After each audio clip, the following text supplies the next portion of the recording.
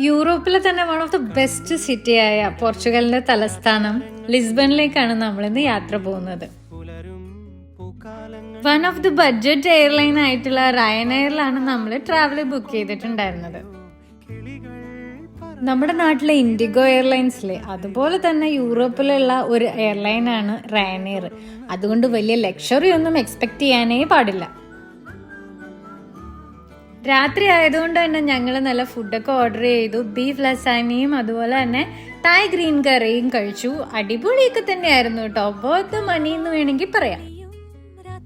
ഏകദേശം 2.5 മണിക്കൂറോളം ഞങ്ങൾ എയർ ട്രാവൽ ചെയ്തിട്ടാണ് ലിസ്ബൺ എത്തിയത്.